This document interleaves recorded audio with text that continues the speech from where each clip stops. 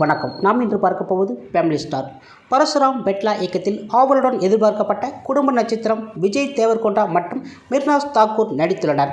இத்திரைப்படம் ஒரு நிதானமான வேக குடும்ப நாடகமாக விரிவடைகின்றது. வலுவான நடிப்பால் ஆதரிக்கப்படுகின்றன. ஆனால் மந்தகமான எழுத்து மற்றும் கதை செயல்படுத்தல் ஆகியவற்றை சிதைக்கப்பட்டுள்ளது.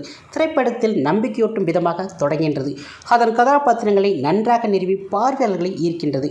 குடும்பத்தின் போக்கை மாற்றுவதற்கு ஒவ்வொரு தலைமுறையும் ஒரு நட்சத்திரத்தை வைத்திருக்கின்றது என்ற மைய கருத்தை இது புதிராக அமைந்திருக்கிறது. இருப்பினும் கதை செயல்படுத்துவதில் தடுமாறுவது, குறிப்பாக இடைவெளிக்கு பிந்தைய கதை வீழ்ச்சியடைவது இதன் உணர்ச்சி ஈர்ப்பை இது குறைக்கின்றது. விஜய் தேவர்கொண்டா மிகவும் சிக்கலான கோவர்த்தனாக சிறந்து விளங்கினார். அதே சமயம் மிர்னாஸ் தாக்கூர் வியத்தகு மற்றும் இலகுவான காட்சிகளை வசிக்கின்றன. படத்தின் ஆரம்ப பாதியில் தேவர்கொண்டாவுடன் குறிப்பிடத்தக்க வேதியியலை பகிர்ந்து கொள்கிறார். பரசுராம் பாராட்டத்தக்க நிகழ்ச்சிகளை எடுத்தாலும் அழுத்தமான உணவுபூர்வமான எதிரொலிகளை கதையாக இவற்றை நெசவு செய்ய அவர் போராடுகிறார்.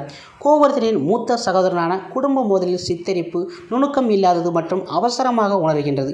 அமெரிக்காவில் கதாநாயகிகளின் வாழ்க்கையின் சித்தரிப்பு முன்னணி ஜோடிகளுக்கு இடையிலான நல்லுறவு உட்பட்ட மேலும் முன்னேற்றத்திற்கு இடமளிக்கின்றது. ஜெகபதி பாபு, வாசுகி, அபிநயா மற்றும் வெண்ணிலா கிஷோர் போன்ற துணை நடிகர்கள் தங்கள் பாத்திரங்களை திறம்பட பங்களித்திருக்கின்றனர்.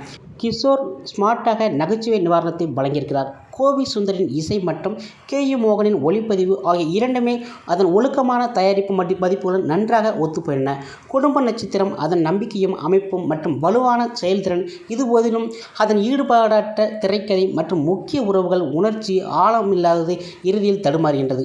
முன்னணி நடிகர்கள் பாராட்டத்தக்க நடிப்பை வழங்கினாலும் படத்தின் கதை குறிப்பாக இரண்டாம் பாதியில் வேகத்தை தக்கவைத்து தவறிவிடுகின்றன.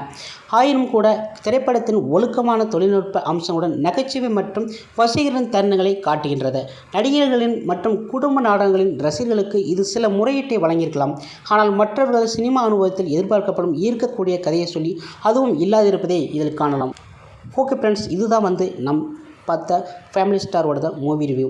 இதுக்கு முன்னாடி நீங்கள் நம்ம சேனல் புதுசுனா மறக்காமல் நம்ம சேனலை சப்ஸ்கிரைப் பண்ணுங்கள், லைக்